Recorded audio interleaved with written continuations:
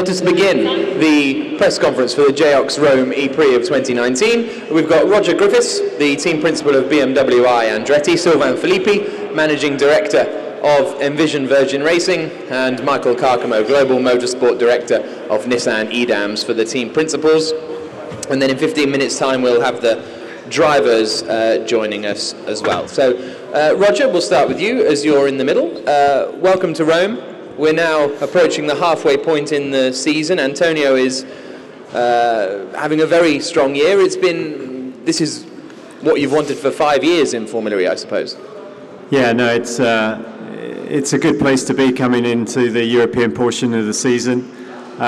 We've certainly made it entertaining, I think, for people getting to this point in the championship, but it's so close. I mean, we went into the race in Sanya, and I think in 5th place, and we came out of it with a 3rd place finish, which elevated us to the top of the championship table. So it's so tight, anything could happen, and we could find a different person in the lead here, the championship coming away from Rome. But I think it shows with Formula E, it just makes it's really exciting. It shows that consistency pays off, and this is where you got to focus. I mean, you know, Antonio had to make that decision in the race in Sanya.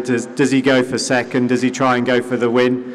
I think if you saw his face, he came away whilst, yes, he was happy with 3rd place, but he felt that he could have gone better. But he knew that a good finish was better than not finishing at all. So it was a smart drive from him, and you know, the result paid off.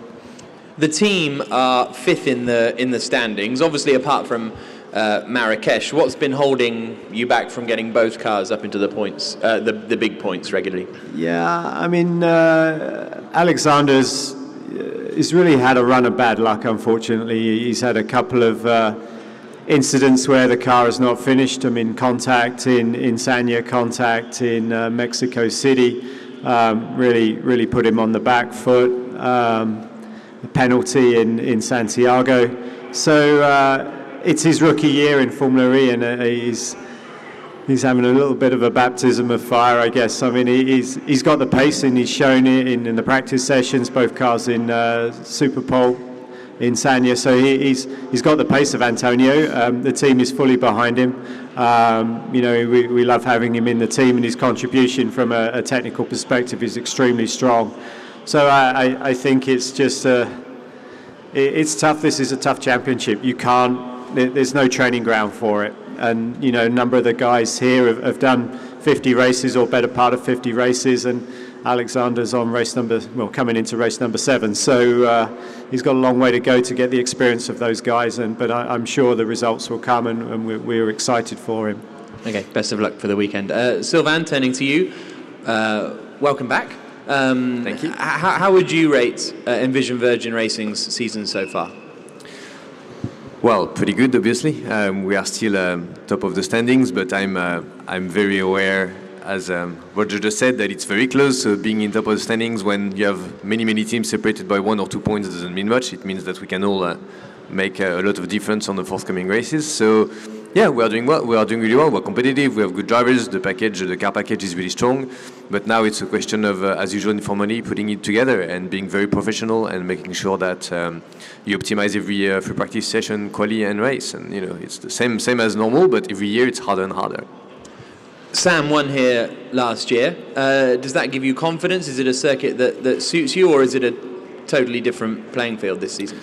Yeah, there's an effect that's hard to quantify, but there's an effect of some drivers liking tracks more than others and feeling confident where they are, and that's the case for Sam here. So it's a slight psychological advantage and the fact they just feel confident. But it's a very different car this year, very different setup, very different everything, so we cannot really carry away what we did last year here because it's a different car.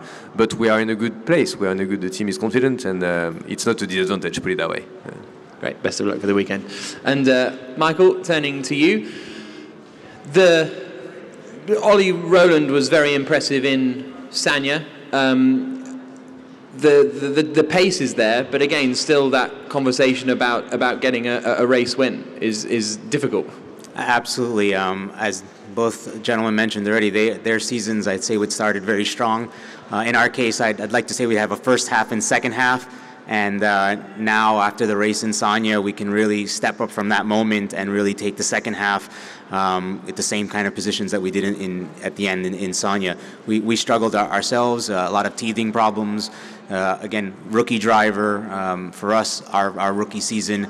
And I think we made a lot of progress, and the pace has been there in the pole positions or super poles, but the race finish is elusive. And 6 winners in 6 races, I think, proves that. It speaks to the championship. We have a lot to learn still, but I think now second half of the season is for us really critical to getting back towards the front. And how do you look at the championship as we approach the halfway point? Are you focused on the team's championship? Do you still think you have a chance of winning it, the drivers' championship, or do you have to take each race as it comes? No, I think the mindset hasn't changed from the beginning of the season. I mean, we want to be at the top of in the championship. We want to fight for that, and because there's so much variability, we think that there's still a lot of room. Teams that are able to put a string of 2 or 3 races together, I think will have a big advantage in the next part of the season. So coming into Europe for us is critical, I guess, for everybody. But that's for sure where we're going to focus our attention on. Cool. Best of luck.